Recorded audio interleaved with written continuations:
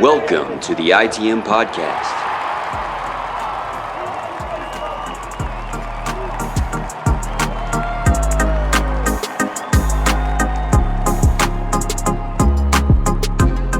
This is episode 255 of the ITM Podcast, the official Boston Red Sox podcast of the CLNS Media Network, brought to you by Prize Picks, the exclusive daily fantasy partner of the CLNS Media Network, and by Game Time Tickets, the best place to buy tickets online to sports, concerts, all your favorite events of the Boston Red Sox. Dude, they don't know what they're doing. They won't figure out what to tell us. They're all over the joint. My name is Joey Copponi. That's Scott Neville. Scott, how you doing? I'm good. I'm just kind of chilling this off season. I think everyone's freaking out. I gotta say, I've been more calm than I've ever been. I don't know why about it. Have you just instituted some kind of Zen mentality, or is this related to the Red Sox? No, I think it. I don't know if I'm just busier than I've ever been in my life, which is definitely true. But it's just like I get in a lot of texts like, I can't wait for Soto to sign, and like I can't resume until Soto signs, and I'm kind of just like, let me know what he does, That's fucking crazy. Call That's me. Absolutely crazy. Like I'm reading, like don't get me wrong, I'm reading, like I'm seeing the report that just came out, and like whatever. It's not that I don't know what's going on. It's more just like I just feel like this is gonna come down to like I'm putting less stock into every big free agent had a good meeting with every single marquee team. Like if you read every day, you're gonna say, "Oh wow, apparently Max Fried is interested in the Red Sox." Oh, he had a really good meeting with the Yankees though too, and that's weird. All the reports about the Yankees' great meetings are coming from Heyman or Sherman or somebody that works for the New York Post, and the Red Sox reporters in the Globe feel pretty good about Soto's, Red Sox chances. It's just I don't know. I'm not saying they're doing anything like I think they're getting team sources, and it's like I feel good about my chances, and then they're giving that to their reporters, and it's like great. Everybody had a great meeting with everyone. Who's paying more? And I'll tell you where they're going to sign.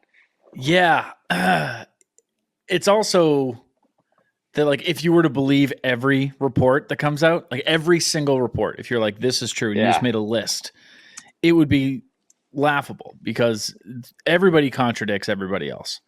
So, you'll have a good meeting, but then also somebody will say that one team is falling behind. Another guy will say that team's actually the favorite.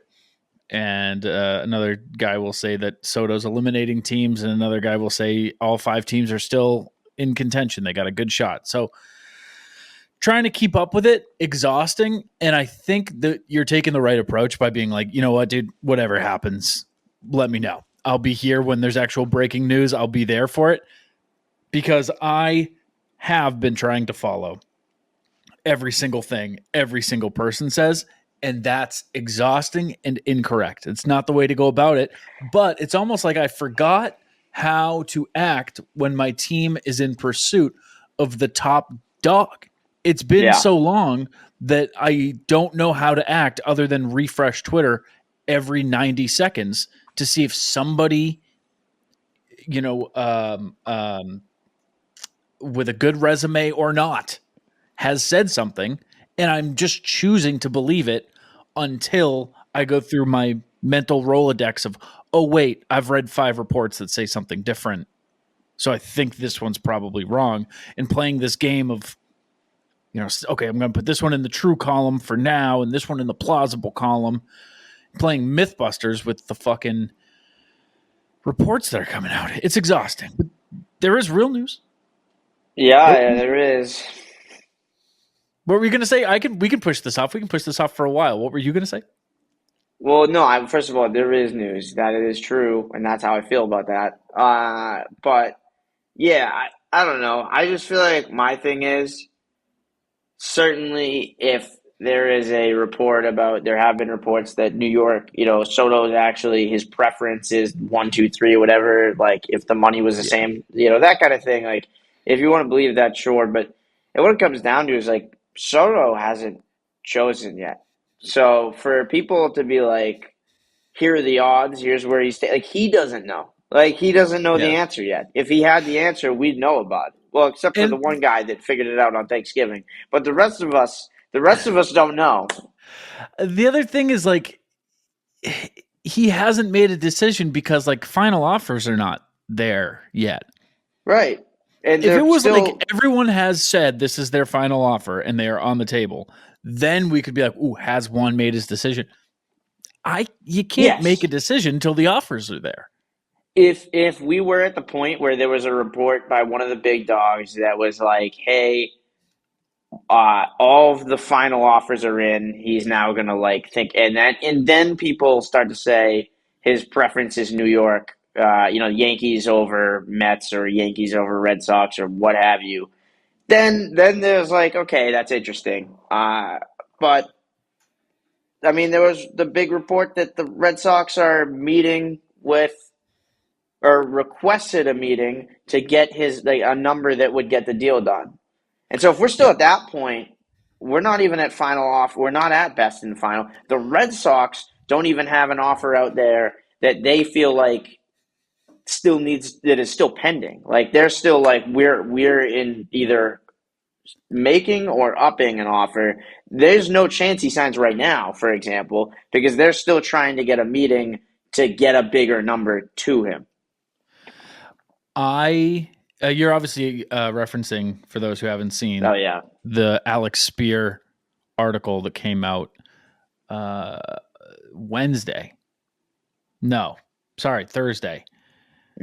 There's so many. He did have one Wednesday as well. I was just going to try to pull it up to get the exact quote. It is, again, this is Alex Spear.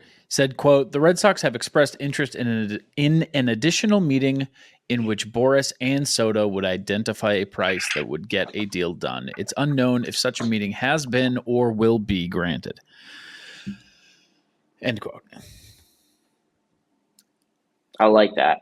I love it because it's not they're requesting a meeting, end of sentence. It's they're requesting a meeting to get a number done, or to get a number that says like what gets this done. We know if we trust what's out there, right? Which, like, this is sifting through my own personal sifter of what I believe and what I don't. I think it's fair to believe they made an initial offer. They upped their offer. Believe that one. And they are over the $600 million threshold. So now they're talking about a third number. And not one to just compete and whatever, that they're like, all right, let's sit down. What gets this done? Yeah, let's not leave this table. Give me a number that you wouldn't have to leave the table without a contract signed. And I like that because that's like in real estate. That's like being like, we'll pay full ask. You just got to tell me what's full ask. I don't want to negotiate. Give me a number. Done. I'm not saying they're going to be like, whatever he says, it's just okay. But right, if it's $850, I don't think that. Like, I don't know that they do that, but that's a move I love, where they're not trying to lowball them. They're not trying to work. Okay, well, why don't you give me a number and I'll come back to you. And maybe that is the plan, but it just was written as if it was almost like, all right, what's your price? Like, let's stop screwing around. Yeah. Just say a number, and if we're cool with it, we have a deal. And I don't think Spear writes something so black and white objective like that unless he's damn sure. And also, the only thing they're like oops about, like where people are like trying to like temper expectations, is just that they don't know if Soto would accept the meeting. I can't imagine a team being like, hey, we'll let you set your price. What is it? And he's going to be like, Boston, I don't know. Like, you know what's crazy is until you said that, I was nervous about him accepting it or not. For no reason. I just saw that it's on the table as a potential, gray area, and was like, oh, I thought that was a weird. That's right. That was a weird part that everyone was like, okay, guys, calm down. Like, there's still time on the clock. Like, I don't know. I feel like that's a weird one where I'm not worried about that aspect of it. If they had said something like, we're not sure if Henry would, like, how interested he will be in that price or something. That would be, but like the Soto, the part about Soto being like, well, like hopefully he shows up. I think he'll show up at the winter meetings. They also said in that, or Spear also said in that article, that the Red Sox are well aware that Steve Cohen's talking a big game, and that the rumor going around that Steve Cohen will match anything, any offer and add $50 million to it. Which, fuck you, right? Like, that's so much money. No, I love that. That is such a good, like, because he really does have money like that, and I don't know if he would make that bad of a, it's one of those like payroll revenue type of conversations where they always talk about how much money ownership has, but they also like it's a business and it's its own thing. He's probably not pouring personal money into it, but I love the idea of just being like, what are you going to pay him? It doesn't matter. I'm just going to do more. Like, there's nothing you can do. Well, there is something that we can do. And that's the fact that in that tax bracket, as far as lump sum goes, the difference between Boston and New York, when you get to this level of 9 figures, would have to be a difference of $138 million to equal the same dollar in Boston versus New York. You're talking because of taxes or because of taxes? But how do you come to that number without the number that he's going to sign for? Assuming that he's making $40 to $60 million a year. I think that's like kind of the place where he falls. Because that was interesting. I just had a text about that. I was trying to figure out the differences in state income taxes, and did you hear that? Oh, sure. I think that motorcycle just went through my house. I don't know what just happened. I think there. It did, yeah. Yeah, But anyway, God, that was loud. I was trying to figure out. I thought it was distractingly loud. I thought it was like 1.9% difference or something at the top, and I guess I don't know. You keep adding up. Maybe that is. I don't know. Maybe that is that big of a deal. Again, I haven't said this yet. I'm going off of one guy on Twitter who said this. Yeah. Okay. Yeah. This fell into my Venn diagram of I buy it, 100% buy it. So let's see. There is certainly a difference. Okay, hold on. Oh wait, no, hold on. And the thing is, these guys have agents and managers and what's the word for somebody who does your money? Financial people, accountants. Financial manager. They make it work, but there is an undeniable difference between Massachusetts and New York City. I will say that it is an advantage that it's 2 New York teams and us, because usually we're on the high end where that hurts us. Mm-hmm. But New York is just about, other than California, like there's only a handful of places that beat us in terms of charging their American people more money. And and in this case, not even an American person. They're finding ways to go international as well and take everyone's money. So, not great, but we'll take the advantage in this one specific instance. That's why the Patriots lost Ridley. Not lost out the bidding. Calvin Ridley was because of taxes. Oh, man, yeah, that would have been sick. Yeah, it would have, dude. I don't like Calvin Ridley. Okay. I do like Juan Soto for right now. You don't like, is it because he gambled? You don't like gamblers? Yeah, I just can't stand that shit. Yeah. I figured you'd be one of those guys. I typed in state income tax comparison calculator, and I wanted to find something where I could just do Massachusetts, New York, $50 million. What's the difference? Couldn't do it. Doesn't exist. A lot of areas where you can do your own, but to do a comparison doesn't seem to be super available. You can now win up to 100 times your money on Prize Picks with as little as 4 correct picks. Prize Picks is the best way to get action on sports in over 30 states, including California, Florida, Georgia, and Texas. Even Texas. Prize Picks puts their members first, so all withdrawals are fast, safe, and secure. When my picks hit, I can get my money in as quick as 15 minutes, and Prize Picks now offers Venmo for quick and easy deposits and withdrawals into and from your account this sports season. When you sign up today, you get $50 instantly when you play $5. You don't even need to win to receive the $50 bonus. It's guaranteed. Prize Picks also offers weekly promotions that can lead to big payouts, just like Scott.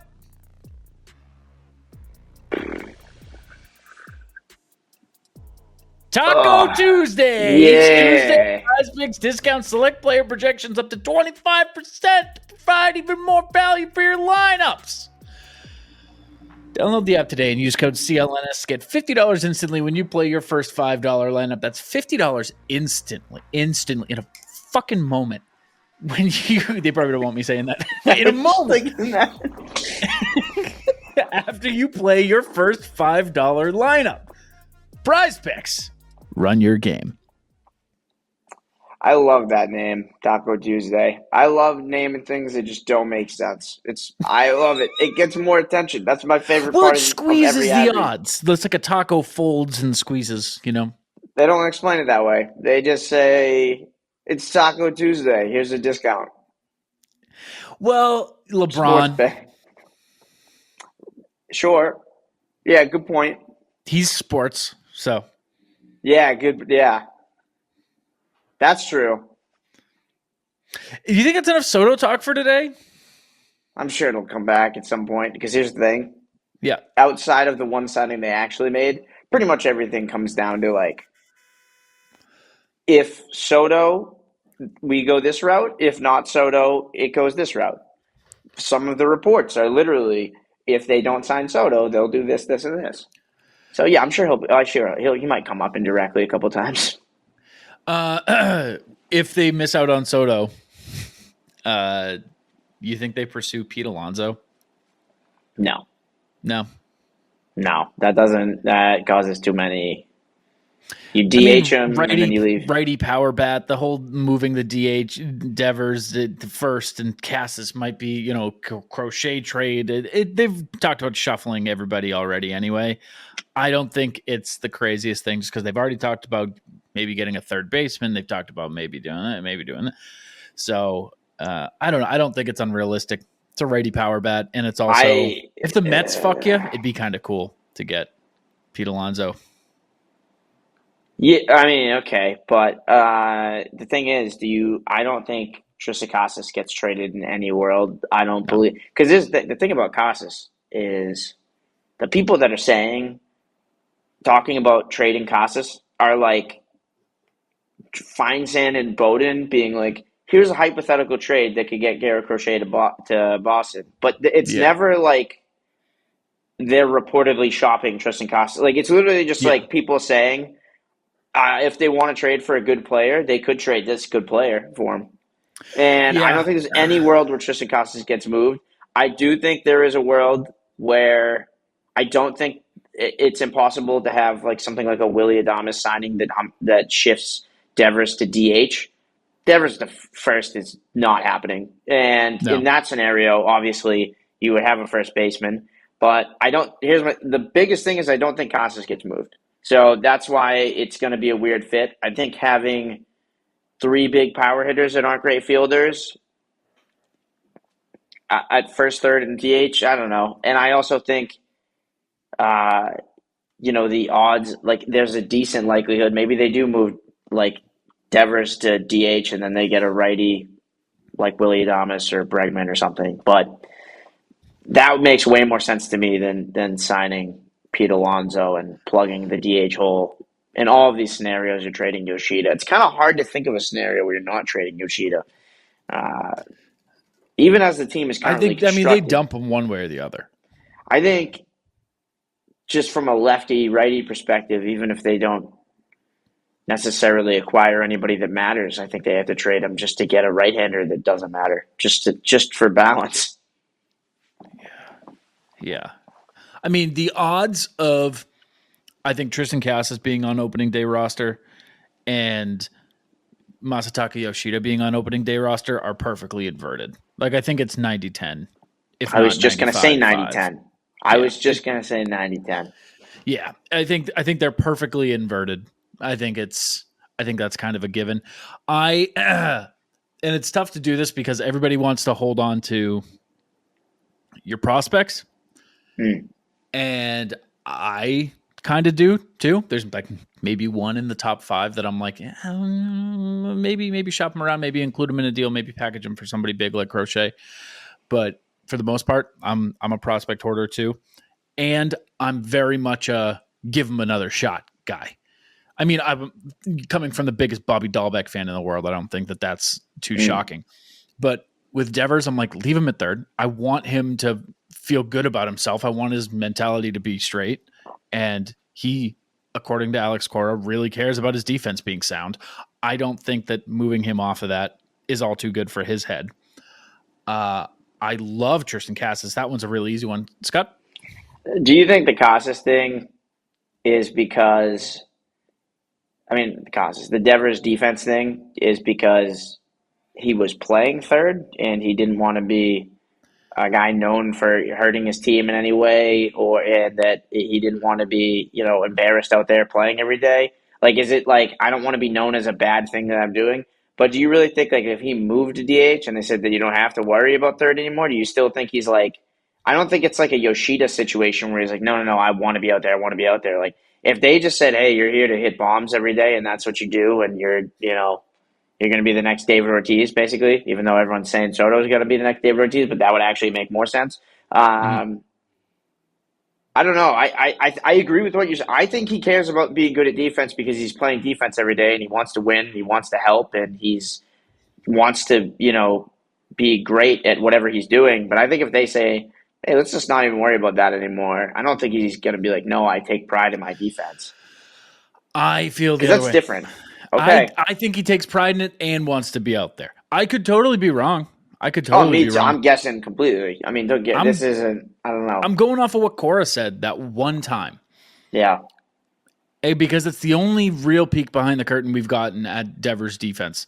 And he seemed to really emphasize it. I'm going to have to find it, but he really emphasized, like, he makes an error, he beats himself up for it. Like, he cares a lot about being a good defender. And I think that's not just but that's because he hurting the team. I think it's also like just wanting to be out there and being involved. And I don't know if I can really picture just Rafael Devers sitting in a dugout for 3 hours, taking his 3 at-bats and going home. I do think a guy like that he seems like a candidate to be kind of checked out and bored with that scenario. Like, not as in like, we got to watch out and like he doesn't care or anything, but just like you put someone with ADHD on a bench for 3 hours, what's going to happen, And does he have ADHD? I don't know. I might be the first person to declare it, but he seems like declare it. That's what doctors do. You go in and you see a doctor and he declares you have a disease. He stands at the front of the room and gets at his gavel and says, I hereby declare. You got it. Okay. Freddie Freeman had surgery. Okay. That news just came out. That's not really shocking. He was very hurt. So. And I'd say not the most. I don't know if that deserves a block on this show. No, just mentioning it. Just saw it. Wanted to mention it. Okay. Anyway, yeah. But where I was going with that is I'm such a give him another shot guy. I am so pro Yoshida. It's so stupid. And I recognize that it's dumb. And I recognize that it'll probably be wrong and that he'll probably find a home in Milwaukee. But right now, I'm like, man, that does suck for him. That he came here with hype. He came here with hype. Yeah. And got put at DH. And now it's like, well, how do you get rid of his money? And it's like, he hasn't been bad. He's been like maybe, 2 notches below expectations, but bad, no. And you moved him Like, he went from being a fielder to DH. I think he took it personally. And by I mean he said he took it personally. So, I don't know. I just feel bad for the guy, and I wish that he would, I don't know. He hasn't even really had a full season since his first season in Major League Baseball, where he was, like, getting acclimated. Then it was like, no, get out of the field. You're DH, not the everyday one either. It's interesting. The expectations part of it, I don't think he's bad. I don't think he's going to be bad next season. I don't think I'll say this, and I feel like this has been the narrative. I don't think he genuinely underperformed what was expected of him. He was a guy that coming in had no range, was slow, oddly slow for what he is build and such. And everyone knew that, but they knew he had incredible bat-to-ball skills, and he's been a 285 hitter in the 248 games he's played with the Boston Red Sox. I think if you told us the day he signed that through 2 seasons he was going to have a 285 average with a 16 home runs per 162 average, I think you would say, maybe I thought I could get that number to 20, but yeah, that's about right. And the thing is, in a vacuum, 100%, I would not be saying to trade Yoshida at all. But a left-handed hitting DH only type with the current situation around him is it's kind of impossible to envision him not becoming the odd man out to balance the lineup. And you do need to balance it in some way. But I agree. I think wherever he goes, he will have a good season, and I do think it will be kind of one of those like bad trades when you look at who came in and who left or whatever it is. But it's kind of like you're almost like if they sign somebody and then trade him away, you almost got to look at it as like, well, yeah, but we really traded Yoshida for Willie Adames and a bag of balls. Right. And he ate a lot of money in the process. The Red Sox have like a legitimate need that they are just nobody's really talking about. That they, unless I'm wrong here, nope, he is gone. They need a second catcher. They need a second catcher, and like not near the top of your list, but right. When you start talking about trading guys like Yoshida, and I mean basically just Yoshida, and also freeing up an outfield spot too, you're also going to need to do that for when Soto comes in. That's just a need that we haven't really talked about, but a hole that needs to be plugged for sure. Just something to think about. Not near the top of the list at all. Just throwing it out there. Let's talk about it now. Red Sox signed Aroldis Chapman. Yeah. Yeah, Aroldis Chapman is a Boston Red Sox. The Cuban Missile. Yeah. The Cuban Missile Crisis. Oh. That's the title of the episode. Cuban Missile Crisis. Yeah. There it is. I can't think of a guy in Major League Baseball that would look weirder in a Red Sox uniform than Aroldis Chapman. There's just nobody that doesn't feel like a Red Sox more than him. So that's going to be interesting. That's going to be an adjustment period. I don't know if it goes past being an adjustment period. It might just be a permanent adjustment period. It's odd. I don't like it. I don't love it. I know you didn't either. What was your initial reaction? Where were you? You're always going to remember where you were. Where were you? I was in my room. Nice. And sick. What were you doing in there? I don't think I'd gotten up yet. No, just chilling. Which is crazy because if you remember, he signed at like 10:30, maybe later. I think I was maybe up, but sometimes I answer my emails and stuff from my bed. I was certainly awake when it happened, and I just got. I think I had the same reaction that everyone had. We're just kind of like, "What? Are we serious?" Because I didn't see it right away. I got the MLB notification. I didn't see it off Twitter, so I was probably like 15 behind. And I was just like, oh, that's like the least expected news of the offseason, I think.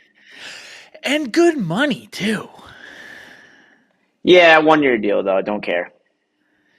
Yeah, it's just odd. If you want to try to flip it and put some weird silver lining on it, you could say the fact that they're willing to give $10.75 million to Aroldis Chapman probably means that they're going to be throwing around a lot of money. Yeah. But we already kind of knew that. We've already been told that enough. We didn't really need this to prove that. This didn't prove it anything any more than one of the countless articles that said the Red Sox are expected to spend a bunch. So I get it. I don't know. They needed a lefty. It's gross. I don't like it. I don't like him. They needed to replace Kenley with an older leadership guy. Is he a leadership guy? Yeah, you just look at his character and you say, follow that guy's lead. Do what he does. Yeah. Do exactly on and as off he the field. does. That's the whole thing about leadership is they need someone to follow day to day. And they said, usually the oldest guy on the team is kind of like a de facto veteran leadership guy. So yeah.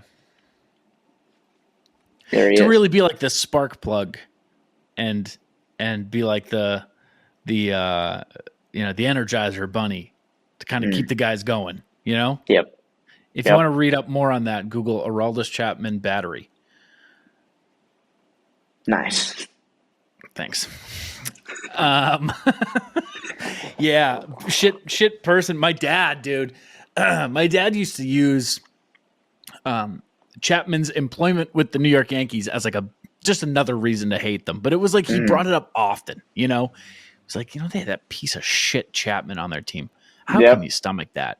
And then when the Cubs won in 2016, my dad wasn't even happy for it. He was like the one person in America who was like, fuck them. Like outside of St. Louis, he was the one person who was like that. And his reasoning was, any team that gives money to Aroldis Chapman, they can kick rocks. And how does he feel now? I texted my dad, Aroldis Chapman is a Boston Red Sox. And he texted back 6.5 hours later, why? I think that sums up how everyone feels. Yeah, he mulled it over for a while and couldn't find the answer himself. Yep. But yeah, I mean that's kind of how everybody feels. I'm not stoked about it. I don't know. It kind of is what it is at this point. Like you're gonna have to just kind of suck it up. But nobody's gonna be a fan of his. You think he gets booed at Fenway his first outing? Hadn't considered that, but I could totally see that. I don't think that's ever happened. I don't know if that's... Stephen Wright got booed in his return in 2018. I was there at that. It was dead silent when he came out, and then like a slow muttering of boos. But that was it. That's the only thing I can think of. He's a candidate, I'll tell you that. You know what he's not a candidate for is the closer. No, I don't think so whatsoever. No, but I think actually, I think Boston Sports. I should just say Gordo. I think it's probably just Gordo. Yeah, it's Gordo. Yeah. Yeah. He put it best, I think, on Play Tessie, where they put a clip out where he was talking about how it's probably Slayton that's the closer, and that he and Chapman is more of the. You got two really big lefties coming up. I think he used Ohtani, Freeman, Betts. That was obviously the wrong order. And saying, like, you got 2 out of 3 that are high-profile lefties. That's his inning. Doesn't matter if it's the 7th, 8th, or 9th.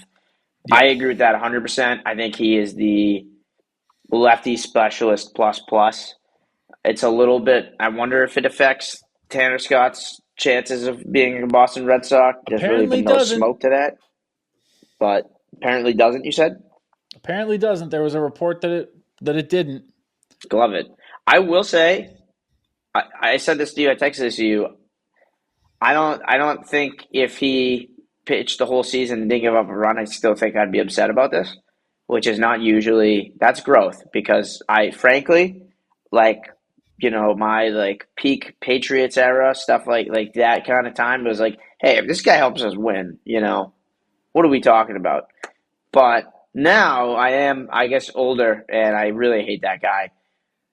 I will say I do think he will do really well with this pitching system.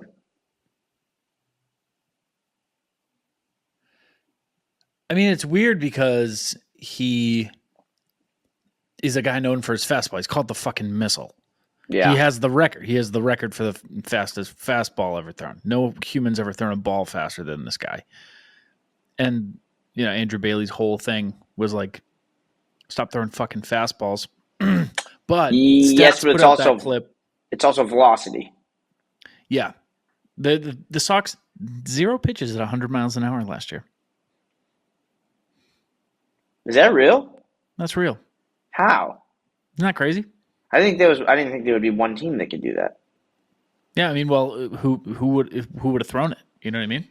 That's Caleb why Ward? My immediate reaction was that's not true, but then I went with, are you serious? Because in my head I was like, well, it wasn't Kenley, it wasn't Chris Martin. He got up to 98. He can't never touched triple digits. 0 triple digits. Interesting. That's why you need a guy like Caleb Ward. That's why you bring back Ort. But there was this clip Stats put out. Did you see it? Of Andrew Bailey? Yeah. Talking a few months ago. Or it might have been last year, actually, where he used Chapman as like an example to say, obviously there's guys who have monster fastballs that you just leave alone. Like fucking Aroldis Chapman or somebody. So that's something to know that he would just kind of leave it there. I will say this, which is really interesting.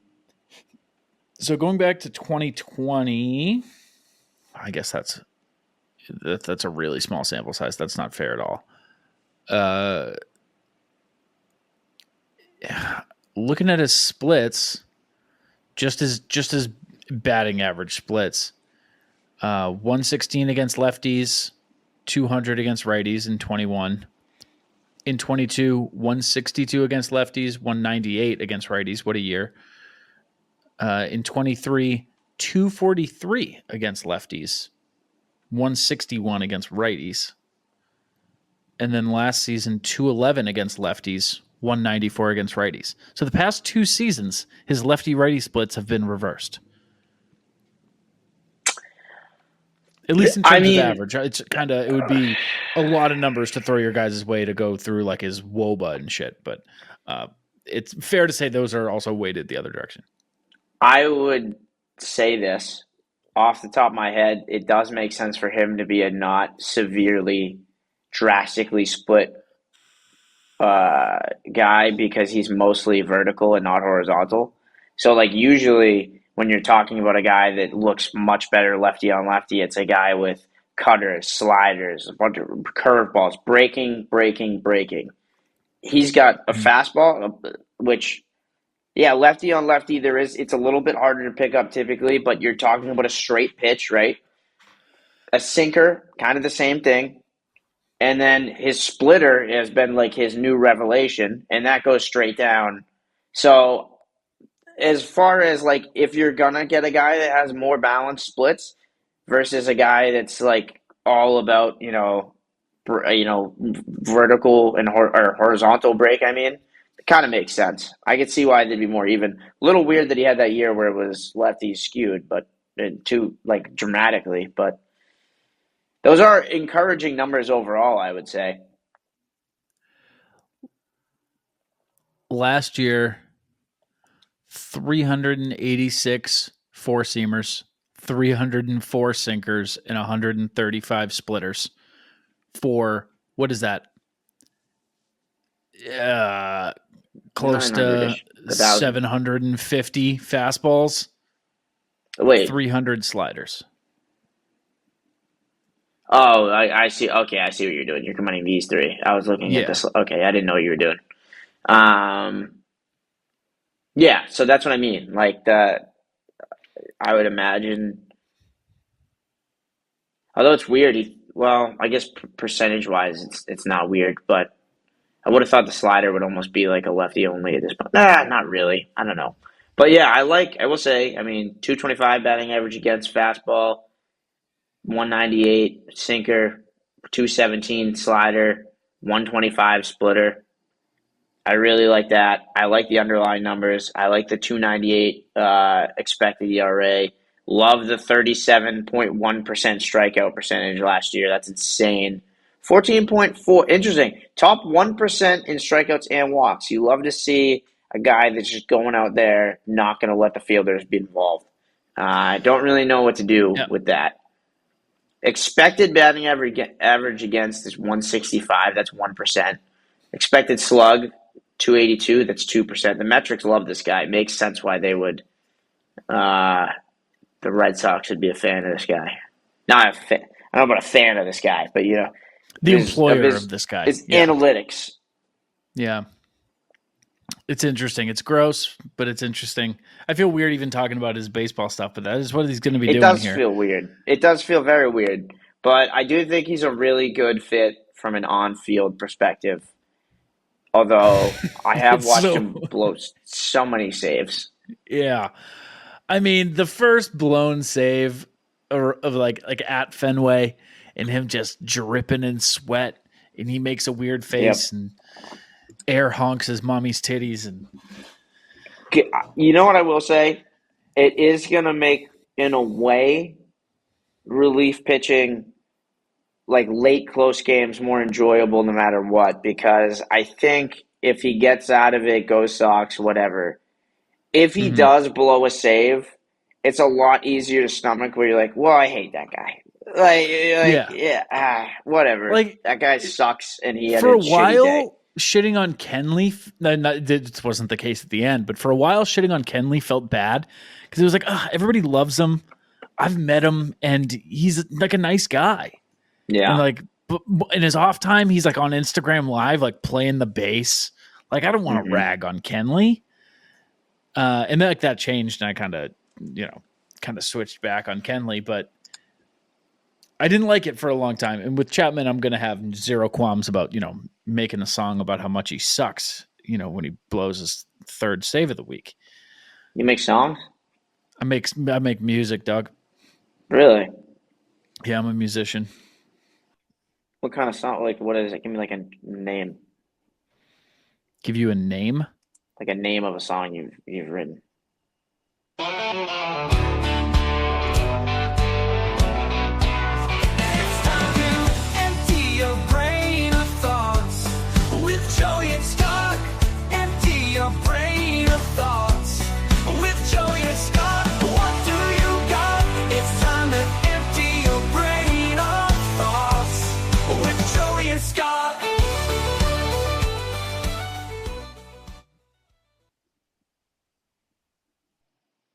The snow is falling, the eggnog is flowing, and that means it is the best time of the year. Hockey season is in full swing, and you can get to a game at TD Garden to see the old Boston Bruins play ice hockey when you download the Game Time app.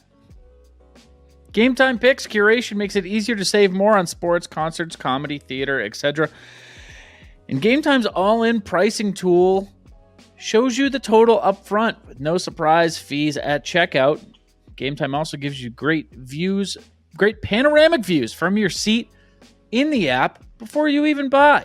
And the Game Time lowest price guarantee will credit you 110% of the difference. Check that out, 110%. I don't even know. I don't really get how that works, but they're going to do it. They're going to give it to you. So you can take the guesswork out of buying tickets with Game Time. Download the Game Time app, create an account, and use code CLNS for $20 off your first purchase.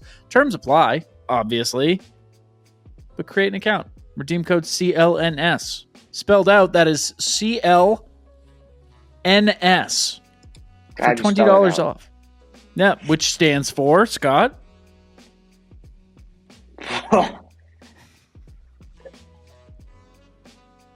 I bet sports is in there.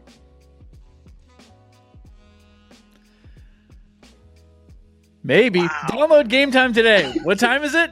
Scott, what time is it, brother? Game time. It's game time. We haven't talked since Thanksgiving. How about that report that he's just he signed already, huh? Well, yeah, I mean, good for that guy on the scoop. That's all you can say. We were eating Thanksgiving dinner and he was on the phone. So Yeah, we got scooped, I think is what he had. He was yeah, mad. He was mad at he was us. mad at a couple of us, Mainly you, mainly but me. yeah. Uh Tried to write on it just because it took the world by storm for a little bit. And there was a lot to catch up on. So if you're a person who isn't obsessed with baseball like us, and you are, I don't know, just enjoying Thanksgiving, and you come back and you're like, wait, what is this? Did he sign? Did he not sign? What happened? I wanted just a comprehensive, here's what happened. Here's what you missed on Thanksgiving. And I talked to Mick a little bit and just tried to write something that just said everything that happened while also saying, hey, the kid's broken a few stories recently, so some people bought it, but also, none of the other big dogs have said anything, so it'd be pretty hard to believe that he has it, but he's standing by it. And Scott was like, you got to make it way more abundantly clear that we don't endorse this as fact. Yeah. And I was like, okay, it's up there now, so it's already posted. And I sent Mick the link to the story as I got a text from you that said, I added a couple paragraphs at the end to make it really clear that we don't endorse this bullshit. And can I read what you wrote? Of course. Do you want to set up like I guess you did set up the article, but yeah. So I just ended with like the quote of him saying, I'd be stunned if we didn't get a team announcement by the middle of next week. By the way, it is Thursday now. Then you added, worth noting, after initially saying Soto had signed in Boston on Thursday, Mick is now saying everything will be made official over the weekend, already backtracking to make it sound like if he was right if Soto does in fact sign in Boston at any point in the near future. There's also, as previously noted, no chance the biggest free agent in baseball could have signed days ago without a peep from the aforementioned big dogs in MLB journalism. Even if Soto ends up in Boston, Mick's report was nothing more than a guess to gain attention. With that said, it was still a fun storyline to follow that made for good discussion at the dinner table. End quote. Dude, he got you made him so big mad. You made him so mad. Yeah. Yeah. Did you listen to the thing I sent you? Oh yeah. Yeah. Yeah. I think I will say, here's the thing. I had never heard this guy's voice. I didn't know who he was until this whole thing happened, and that's no disrespect to him, but I knew he was a Minahan guy. That's all I knew. And I actually came away impressed because, admittedly, from the beginning, I thought this was a bit, which is why I was like, yeah, write the story. It'll be a fun, like, recap of a fun thing that happened. You do got to understand, though, this is an outlet that we cannot pretend that we're just going to grab any rumor and just roll with it, so that's why I felt the need for there to be more. And I tried to, I wanted, you to put that in your own words. And I read it and I was like, I think we could do a little more to be like, because what was about to happen, you sent it to him. What was Yeah. about to happen is he was about to say, hey, Newsweek is endorsing this report and fueling the flame. And I did not want that. And so what he had to say instead was that then he just had to get mad about Newsday or Newsweek or Newsbreak or whatever. He had a lot of firm opinions about how trash it's always been, but he didn't know what it was called. Yeah. It is what it is. Look, I think it's one of those things where what he did is he created drama, and then he got really mad and energetic, and it's something that I will say, I didn't know who he was, and now every few days I like to go on his Twitter and see what he's saying about this. Yes. It's a circus act, but it's entertainment. I think what Minahan would say is like, eyes are on me. This is entertainment. I'm not going to be one of those boring guys that just says like, it's just like the stats guy, whatever. He's going to just say some crazy shit and get a lot of people to listen to him. And Minahan does a really good job if there's drama. Yeah. He does a really good job of getting out that, tell me what's going on. And he'll say how it is, and he'll get other people who say, oh, well, I'm not going to talk about this subject anymore. He'll get it out of them. And in this case, he sounded a lot like that. And he goes on this tirade about how he hates Newsweek or Newsday or whatever it is and always has, but doesn't know what it's called. And how the editor, me, doesn't know what I'm talking about. But just said he signed on Thanksgiving. So what he's doing now is he's trying to repurpose the package so that if Juan Soto ever signs with the Reds, it could be Christmas. And he would say, I was right. He signed on Thanksgiving. We just didn't know for 6 weeks or 4 weeks or 5 weeks or whatever he actually signs, which is insane. Like, obviously, to this point, he's backtracked, and obviously he hasn't. I mean, they're not even done doing meetings.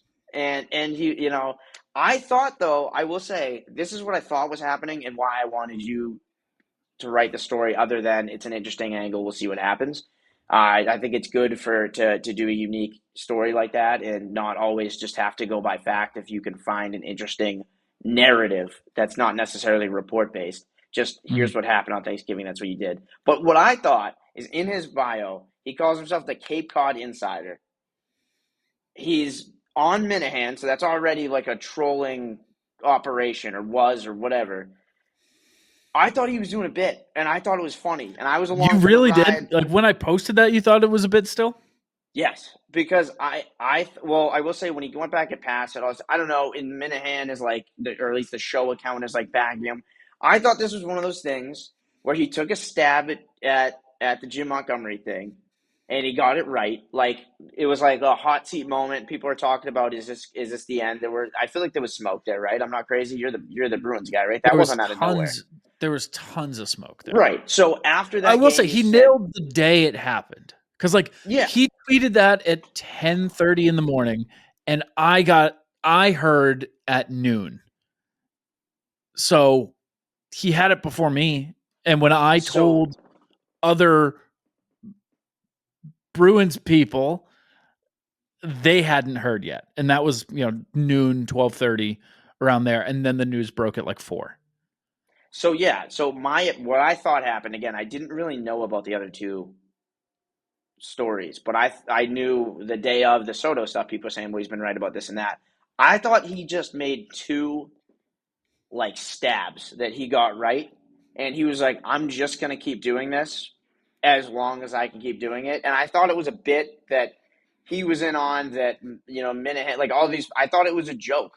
And I did not realize that it does seem like he really thinks that Juan Soto signed on Thanksgiving, and he's right. Yeah. He's the only one that if he genuinely thinks that Juan Soto signed with the Boston Red Sox and he's the only one in the world to know, I mean, that's awesome. I love that. That's fantastic. But yeah, we were not going to put out a story on Newsweek that said, hey, who knows? It could be true. It could not be true. No, the guy doesn't know a damn thing. And that's obvious. I honestly, at the time when it came out and when he said it, I really did think like there's a chance that he just he heard it. I did. I thought there's a chance this kid just knows the right guy. That everyone's keeping their lips tight, but he knows one guy in there who just told him. Yeah. And that stuff happens. That's how stories break. That's how our industry works. And I thought I really gave myself like 48 hours. I was like, because there's still reports now coming out today about teams setting up meetings and teams submitting new offers and all that. That's not the case if he has fucking signed. That's not the case. That doesn't happen. That doesn't make any sense. So it's now been a full week, but there's a piece of me that's upset because I'm already ready for like a victory lap that's going to make no sense. But exactly, yeah, it really is it is the one silver lining to Soto signing elsewhere. Yeah, it would be one. Yeah, it would be kind of Yeah. sweet to be like, well, what happened? Thought he signed on Thanksgiving. Yeah, I And expect an but he's apology. staked a lot on it. He's like quadrupled down, and he's staked his whole like, will never believe me again if I'm wrong. It's like, oh, Which okay. is, I mean, but to me, again, that's a troll move. Like, that's not like I don't know. Just I don't know. I don't know what his. I can't figure the guy out, and I like it. I like it. I hope he keeps doing it. Because he took 2 minutes to disparage me on his show, uh, or however long it was, and Mm-hmm. I was thoroughly entertained the entire time. Like I think it's a funny storyline, and that's kind of why I capped it the way I did, which is like obviously it's not real. I hope he keeps doing this. I hope he keeps, because this is like if that Pepin guy just started going after people in the comments too and doubling down. And you mentioned if like, is it Pepin, right? That's how you say his name? Yeah, it's Or the Americanized Glenniel enough. Yeah. Garcia, like Glenniel, whatever. If he He just kept followed me going, today. really, Yeah, out of nowhere. I don't follow him. huh? Well, if he Yeah, just like went after passing and was like, "No, you're a jackass. I know when you don't." That's good comedy. That's good. it That's what is. Twitter's for. So, yeah, I hope he keeps doing it. I really do. I hope he keeps going. I love the Cape Cod Insider as a name. I think that's great. But yeah, obviously, I wasn't gonna. I mean, we needed to be very clear, and it was funny because you sent it to him, as you said, as I added that, and I was like, well, hey, like I will gladly take the fall for that because I do understand talking to someone, taking their time, and then giving them this like story where you're just like, yeah, this guy's an idiot. After reviewing him, he's an idiot. Um, Yeah. he did make it sound like he gave you a lot of time. You guys just DM'd, correct? There was no. Yeah, I actually never heard back from him after I sent him the article. He Well, just in a way, he responded. he sure did. Yeah, just saying, you know. I do think it's fair that he at least didn't like come at you, although he Yeah, did pretend he didn't know your name or whatever. yeah. It's like Joey Copponi or whatever from Yeah, Newsweek or something. yeah. Yeah, yeah. You know. It clearly Whatever. was important to him because even though we disparaged him, he still tweeted it out because it was Yeah, the only credible outlet that even touched it. yeah. It was the I don't only know. I like thought it this. was worth talking about because like it did rile people up, and it kind of Right. was the story of the minute. And good for him I for liked it. I liked the story. I liked what you did. I think that kind of thanks. stuff is underutilized, especially on my teams, because you get told as a reporter so much that like accuracy, accuracy, accuracy, only follow these accounts. But you weren't saying he was right. You were just saying you were telling the story of a very interesting day for Red Sox fans. And it wasn't just him. It was also Hector Gomez, and there were all these other, reports, and Passan responded, like he did get in the mix.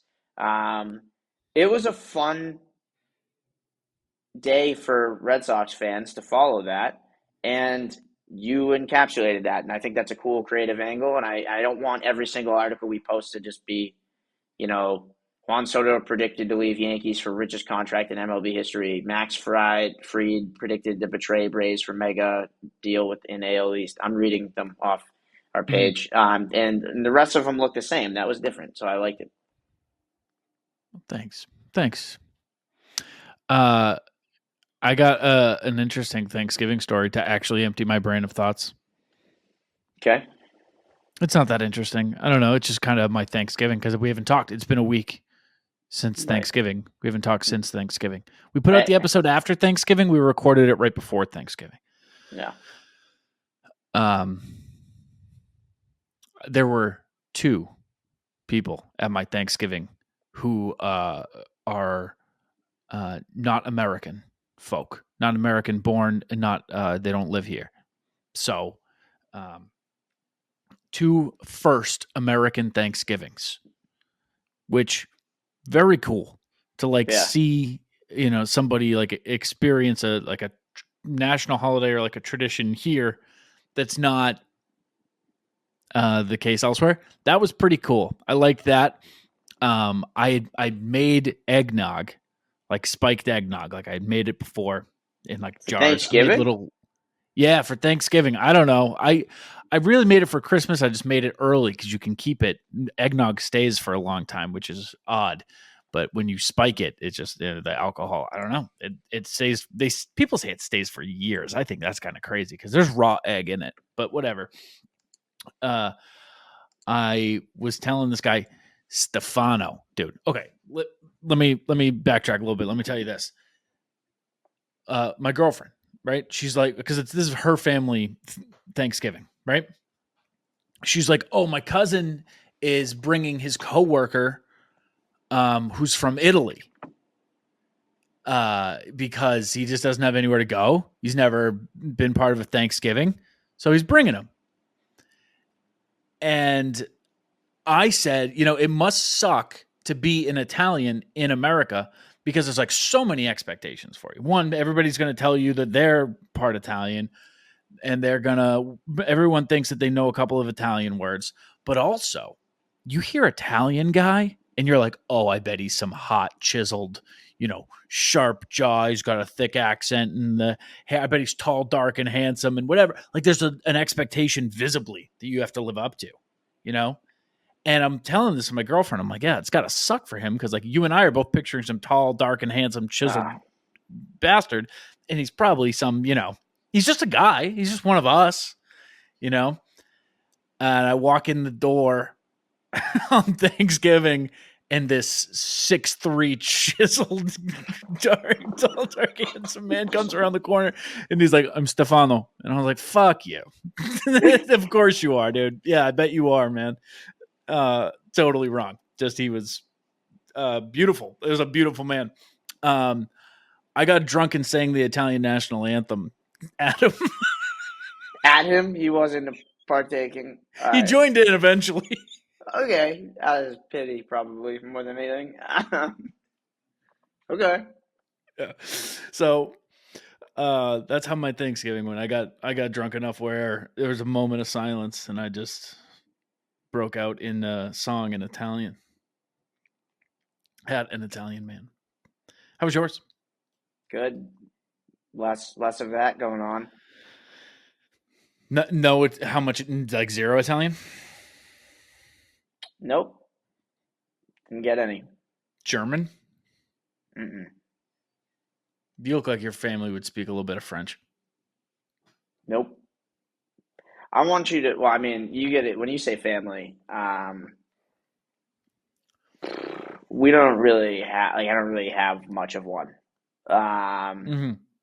Do you want to take a stab at the amount of people we're at Thanksgiving? I hosted.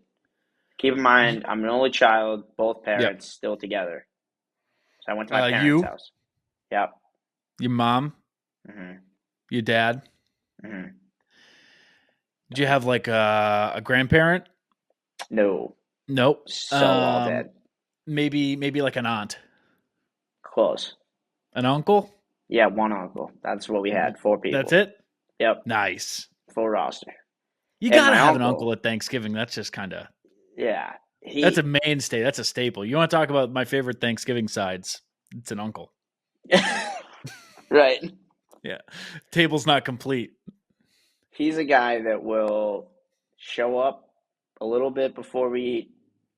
And before, it's like last bite, fork hits the plate. And it's like, all right, I should probably beat the traffic. Yeah, I gotta get going. Yeah, so we have a guest for like 2.5 hours, and then it's just a normal day. It really holidays. When I was younger, a lot more family came around, and way less of them. A lot of them died since then, which was silly of them. Fair, that happens. So we had a bigger family, and that was fine. But now it's like holidays aren't really. I don't know. Hard to get up for those. Yeah, I mean, well, that's why I went to her family's because my family doesn't really do any holiday outside of Christmas. And I texted my mom while I was there. I was like, hey, Like, I can still swing by for dessert later if you want, if you guys are around. And she said, don't really feel like company. My mom was like, don't. So you My asked mom to was go to like, your do not mom's come to the house? house on Thanksgiving. I'm going to bed soon. Like, You all right, right you on. you asked your mom to go to if she wanted to see you on Thanksgiving, and she said, "Don't really feel like company." Yeah. I think she said, not really feeling up to company, I think is what she said. I think it's funny that like she considers you company. Like when I think of company, I think about like an external person. Like I don't think my parents think of me as company when I come over. Yeah. I have a key to the house. I'm not Right, company. right. It's exactly what I mean. Have you lived in this house at some point? Most of my life, yeah. Yeah. Okay. Yeah. Perfect. That's see when I come home and I still have my bedroom intact. I don't really consider myself like as a guest. Yeah. Yeah. That's so So good. funny. Yeah. That's so funny. So that was Thanksgiving, and in the middle of that, having to explain at the table because I was at the table when I saw the Juan Soto thing, Mm, and I'm like looking at my phone, but I'm trying not to like overreact and whatever. Like looking under the table at my phone, mm. trying to be extra, best behavior, elbows off the table, all that, and yeah, getting a couple of like, what's going on? What's going? I'm like, oh, nothing, nothing, nothing. But I'm not sure if it's not nothing. It might be something. Yeah. Yeah, I didn't. And For me, like I did follow it just because it was an interesting thing, but the mm, extent of it to talking about it was like, I told my dad, I was like, I was like, there's some interesting Soto stuff going on, but it's not real. Like it didn't get me. I don't know. I was a little surprised by the fanfare it got for people thinking that that was going to lead to anything. You do obviously when you see something like that, you're like, I guess it's like 5 to 10% more likely that you get a pass and tweet in 20 minutes. I guess there's mhm. that.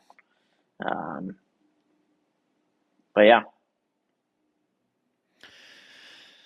Oh, what a week! What a week, folks. Maybe the next time we talk, Juan Soto will have signed because the winter meetings start Monday. We will not be there. Although Scott has offered to take me all expenses paid to spring training in February. Uh, so that was very kind of him. Everybody tweet thank you, Scott, at right. him. Hmm. Reply to this show with hashtag thank you, Scott. Um, just a generous offer. So we will come to you live, probably not next week because next week is not February, it's December. Not even Uh, close. but we'll be coming to you live from the sunny shores of Fort Myers at some point. But yeah, maybe next week, or in the next week, we have an emergency pod. Yeah, I mean, I got one of my staff members on site, and I would have. Yeah. It's Nate Haggerty, by the way. Oh, He you will said be Hag, there. Yep, I said Hag. not me. Okay, cool. Well, he can I say Nice. something? It's Dallas. Actually, I don't care. Right, and I've asked you to go, and you didn't want to, Oh, and right. also, he lives in Dallas, Oh, so okay. it kind of made sense to me because nobody That all wanted to checks travel out. for it. You know what? No one wanted to travel for the winter meetings. Yeah, go Hand ahead. up. Yeah, Hand up. Those are great points. You did ask yeah, me. I did say no, and he does live in Dallas. Okay. yeah. Because I was Fair down. points. Me, you, and Mott's were all. I would have done all that. It would have been fun if we all went down there. But Yeah, I guess. um, I'll say one closing thought. I think Sure. I have this friend Mackie. You know all my guys, so Mackie, Stroh, Lordy, all my nickname guys. Yeah, you got Mackie, nickname guys. yeah, he works for Hyper Ice, so he goes Mhm. down to the winter meetings to like I guess do deals with the athletic training departments at the Mhm. MLB level. Yeah. But they have like all of those product sale things happen Thursday, Friday, where the normal like winter meetings you hear about is Sunday to Wednesday. All the reporters go home on Yeah. Wednesday night. So no one cares about the Thursday, Friday part unless you're involved in that business to business market. And so he's there. He last year. This is funny. Last year it's Nashville. I'm convincing him and Steve to go. And I'm like, come on, guys. It'll be so fun. It's Nashville. Let's do this. Steve doesn't know if he can get it off. because he's not full-time with me yet. He is to get PTO. He got like some promotion where he had to do some training, and he couldn't get out of it. So I tell Mackie, we're all getting dinner. I booked a hotel at Mackie's house. And then we got close. Steve couldn't go. Mackie's going to be like 2 days later than me. So there's going to be like a few days without just me. And I just canceled. And then Mackie texted me on that Thursday and was like, hey, like, are you around? And I was like, oh, I never actually went. And then this year, he texted me like, I think it was literally the day after I got back from Dallas for the All-Star game. And he was like, hey, Dallas, these dates, winter meetings, group chat, me, him, Mott's. And then we're like, yes, 100%. And then we're getting into it. He has a hockey game as part of Hyper Ice. They're going to a hockey game, like with the like athletic staff. Yeah. And he's got all these seats and everything. He's like, I can't get you into this event. So like at first he was like, I might be able to get tickets from the team, whatever. He can't. So Monday, my event's Sunday through Wednesday. Thursday night we can't hang out. Friday night we can hang out, but he has a flight and I have a flight Saturday morning. And then we have the Christmas party for our friend group at my house Saturday night. So we can't even really go out on Friday to the, like a real level. And so I'm like, I would have to go Sunday, stay through Friday so that we can hang out for a couple hours on Friday and not go too hard. And then fly back and go be thrown into my own Christmas party. That me and Motts are both in Dallas, so no one's preparing for it. And I canceled again, and it's funny because the first time I begged him to go, and then I canceled. This time he just had to go, but yeah. Where are they next year? Because maybe next year they're actually in a destination. I don't think they reveal that information ahead of time. Like I think we find out in like March. I hate that. Like it's not like the All-Star game where it's like a year announced in advance. Like because if you remember in San Diego, I remember this way too vividly. It was after Steve Perall had left. We were with Steve Mottram. It was just the three of us the last night, the night that Sanders signed. What a night. The night that Sanders signed. I remember that. I remember it.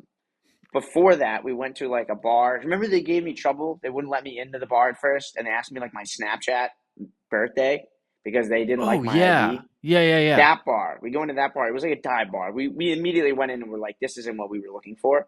We sat down at a table, and I remember us Googling like where the previous winter meetings have been, trying to figure out where it could be. But we couldn't get an answer for like ahead of time. So I don't think you can get an answer. But it's usually San Diego, Nashville, and then some of the Disneys. Yeah, so going backwards, it's been Dallas, Nashville, San Diego, canceled, San Diego, Paradise. I think that's Florida. Florida, I think. Bay Lake, which is Florida. National Harbor, Maryland. There is every like 10 years, there is an Indianapolis, there is a Maryland, there is a Boston. There was one Boston like a very long time ago. It's been a couple years since Bay Lake, which is Disney World. I think both Disney Worlds are in the picture, if I remember correctly. There's only one Disney World, dude. A Disneyland, whatever. Yeah, I mean, listen, if it's in Disney next year. We getting Sebi a credential to winter meetings? My Sebi? Yeah. Yeah, I think we can do that. I'm already going in June. Where's the All-Star game this year? I want to say Chicago. No way. Right? 2025. Atlanta. Right. Chicago is... The Chicago of Georgia, as they say. No, hold on. Future. I know they are hosting one. Maybe not. Where? What? Doesn't seem like it, man. It doesn't. Nope. Because Philly's the one after that, and neither of those are too exciting. I like Atlanta. I've never been. It's just not one that like. There's few cities for me that would get me like, oh, that's gonna be awesome. You love strip clubs. I don't. You love them. Okay. You tell me all the time you love them. Right.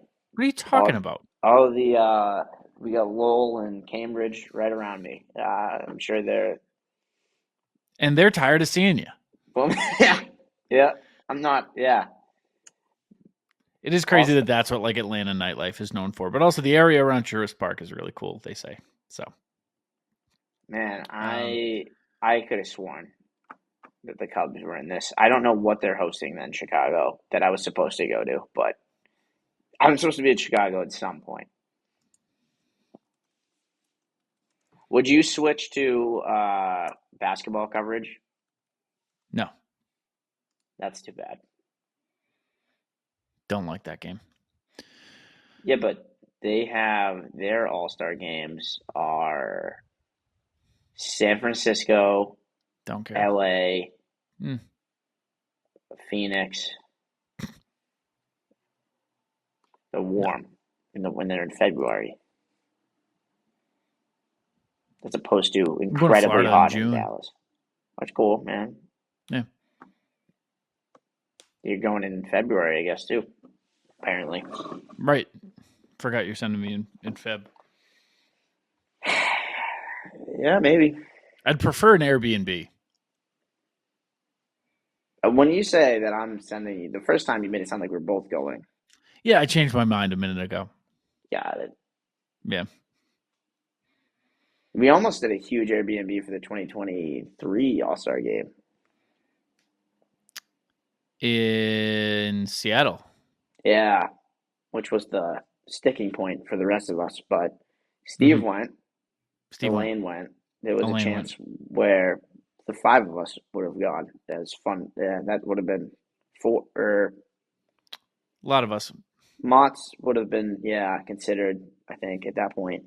So there could have been five. That would have been interesting. Yeah, it would have been something. Next time. Next time the five of us will go. Yeah. Get an Airbnb. Why not? Well, this has been our show. Aroldis Chapman is on the Boston Red Sox. By opening day, he will be 37 years old. That's something to think about. If you want to follow the show, you can follow it at ITM_pod. You can follow me at Joey Copponi. You can follow him at Scott Neville 46.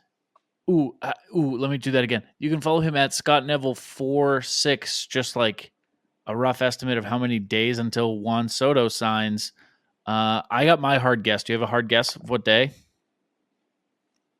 I guess I'm going to say Tuesday of winter meetings. So I'm going to say Tuesday.